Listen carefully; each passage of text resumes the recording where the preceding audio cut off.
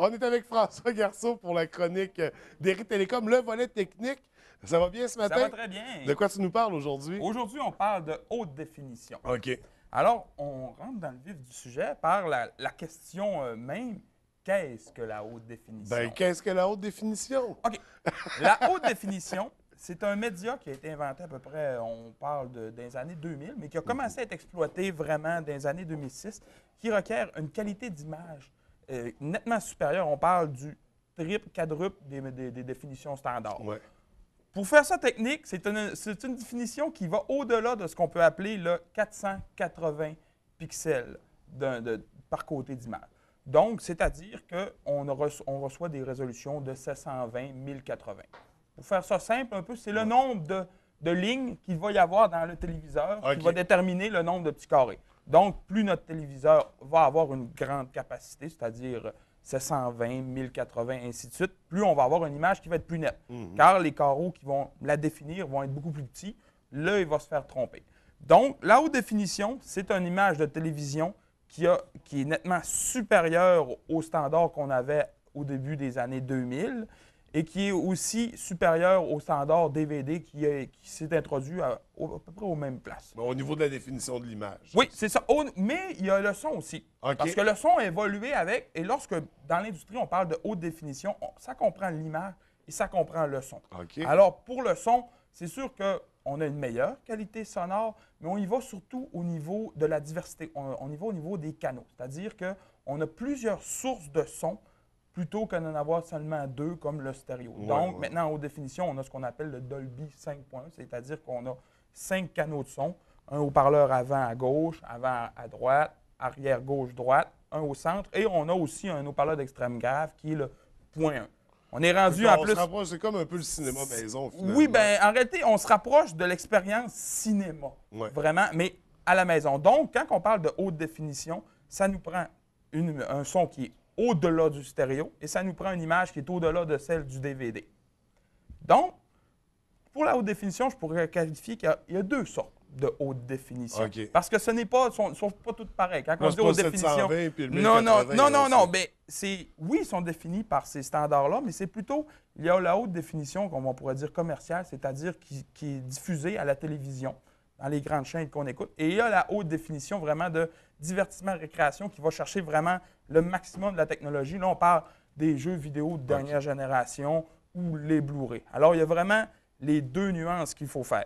Parce que la haute définition commerciale elle est exploitée dans le but d'être rentable. Ouais. Donc, ils ne peuvent pas tout le temps se permettre d'avoir les meilleures images, d'avoir le meilleur format qualité, l'audio, ainsi de suite. Donc, au Canada et en Amérique, on est en un format qui est en 720p. OK. Pour la télévision. Oui, pour la télévision. Là, on parle de télévision qui est qui est diffusée au public. On ne parle pas des films, on ne parle pas des jeux, c'est vraiment un autre standard. Mais, là, faites-vous pas peur un peu.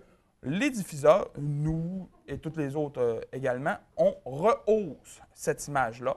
Étant donné que les TV sont de plus en plus grosses, on n'a pas le choix de fournir une image qui est de plus en plus puissante. Alors, ce qu'on fait, c'est qu'on rehausse cette image-là en 1080i.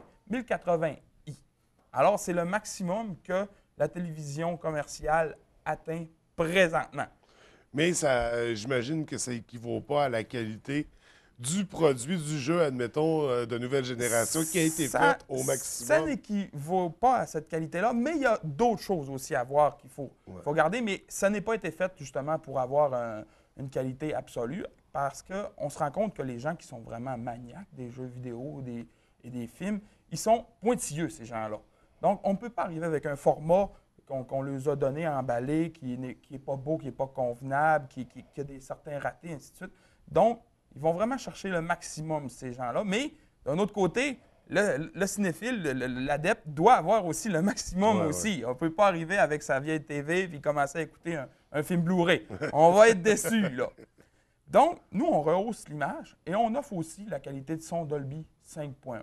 Mais, il faut comprendre certaines choses. C'est que pour pouvoir profiter de la télévision commerciale HD, ça prend plusieurs éléments. Premièrement, ça prend la télé HD. C'est bien important. Normalement, c'est les écrans plats, mais la dernière génération d'écrans à tube on commence à avoir de la haute définition. Donc, on peut avoir certaines surprises. Certains clients ne savent même pas qu'ils ont des télévisions HD parce qu'ils se disent que c'est rien que les écrans qui sont plats qui vont l'avoir. Mais non. Des fois, notre télé a un potentiel qu'on ne soupçonne pas. Alors, premièrement, ça prend la TV HD. Ça prend le fil HD entre les deux.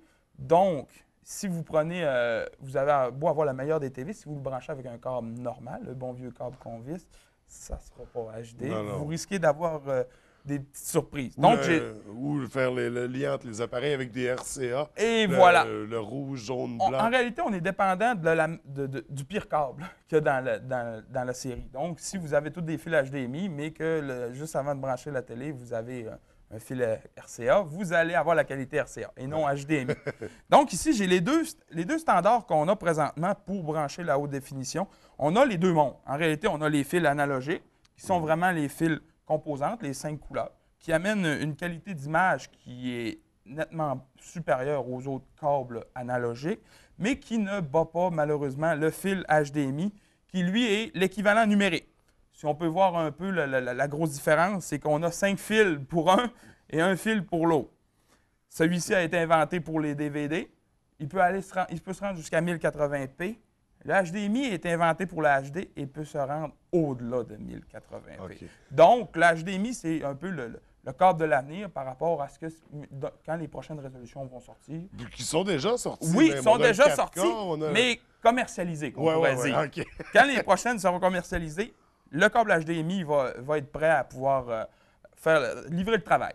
Donc, ça prend le fil HDMI, ça prend la machine HD, donc ça prend un terminal numérique HD.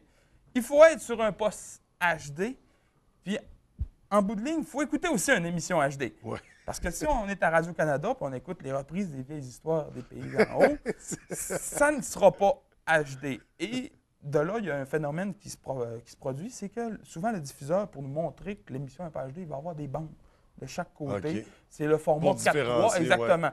Alors, c'est pour montrer que vous êtes sur le poste HD, mais malheureusement, cette émission-là est une reprise des années 60 ou encore plus vieux. On ne peut pas l'améliorer à un point où l'image n'est plus l'image.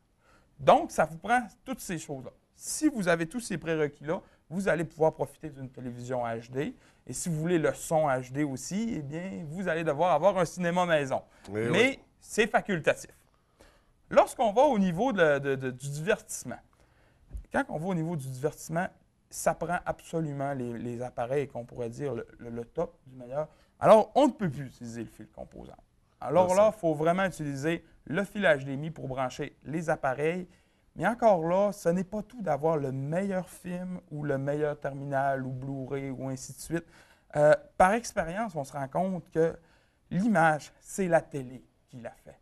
Et une télé de qualité comparativement à une télé que j'utiliserais exotique, on pourrait dire avec des noms qu'on a de la difficulté à faire confiance, il va y avoir un gros fossé entre les deux en termes de qualité. C'est-à-dire qu'on peut avoir un terminal HD branché avec des fils composantes sur une télévision de très grande qualité. L'image sera plus belle que sur une télé un peu douteuse, branchée avec des fils HDMI et un Blu-ray. Donc, il faut vraiment aller, si on veut vraiment le meilleur, il ne faut pas seulement penser au fil, au Blu-ray, il faut vraiment aller vers la télévision. Donc, on va vraiment dans les dernières technologies. Les télévisions 3D, qui sont nettement, l'image, même si elle n'est pas 3D, elle est nettement supérieure que les premiers modèles. On parle aussi des nouvelles technologies à 4 couleurs, les quadrons, ce qu'on appelle, que maintenant, ils ont des pixels jaunes à l'intérieur, amènent aussi cette fossé-là de qualité. Et il y a aussi les TVDL, qui, là, rendus là, nous amènent aussi un autre niveau de couleur.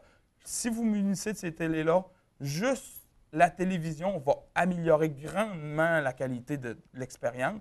Après ça, là, il s'agit juste de peaufiner un peu tous les autres éléments avec un fil de qualité, un Blu-ray de qualité, puis avec aussi le disque lui-même de qualité.